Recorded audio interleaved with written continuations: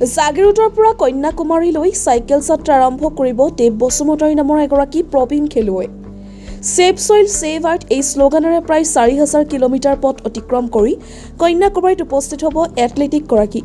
২০২৬ চনৰ ২২ ফেব্ৰুৱাৰীত জাগিৰোডৰ পৰা চাইকেল যাত্ৰা আৰম্ভ কৰিব প্ৰায় ৫৯ বছৰীয়া ব্যক্তিগৰাকীয়ে। জাগিৰোডৰ এইগৰাকী খেলুৱৈক সংগ দিব কৰ্ণাটকৰ আন্তঃৰাষ্ট্ৰীয় খেলুৱৈ BN শ্ৰীনিবাসে। সম্প্ৰতি জাগিৰোডৰ ডুঙাবৰী মাধ্যমিক বিদ্যালয়ত শিক্ষকতা কৰি থকা শিক্ষক তথা খেলুৱৈগৰাকী অৱসৰৰ পিছতে আৰম্ভ কৰিব এই যাত্ৰা। প্ৰকৃতি সংৰক্ষণৰ বিশেষ বাৰ্তা লৈ কন্যাকুমাৰীলৈ আৰম্ভ কৰিবলগীয়া এই যাত্ৰাৰ পূৰ্বে খেলুৱৈগৰাকীক সম্বৰ্ধনা জনোৱা হয় স্বপ্না মজিকা ক্ৰীড়া সন্থাৰ তৰফৰ পৰা। সন্থাৰ নিজৰা পাৰস্থিত কাৰ্যালয়ত সভাপতি সম্পাদক তথা কৰ্মকৰ্তাসকলে আয়োজন কৰা এই অনুষ্ঠানত খেলুৱৈগৰাকীক জনোৱা হয় সম্বৰ্ধনা।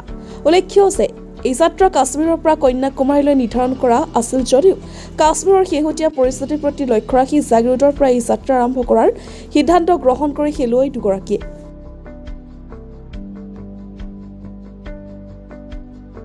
এই যাত্ৰাৰ উদ্দেশ্যটো হ'ল কি, save soil save earth, dedication to the legendary Australian Sunita Williams and Butch Wilmore. এই কাশ্মীৰৰ পৰা শ্ৰীনগৰৰ পৰা আমাৰ কন্যাকুমাৰীলৈকে যাত্ৰাৰ কথা আছিল, কিন্তু এই দুৰ্ঘটনাৰ কাৰণে তেখেতে ক'লে কি আমি আপোনাৰ অসমৰ পৰা যাত্ৰা কৰা হ'ব।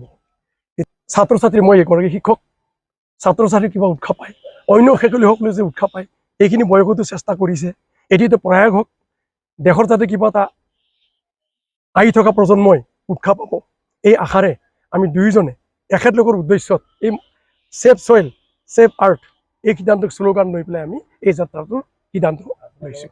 এইটো হ'ব আমাৰ জাগিৰোডত ২২ তাৰিখ ফেব্ৰুৱাৰী ২০২৬ চনৰ। মূল মানুহ BN শ্ৰীনিবাস।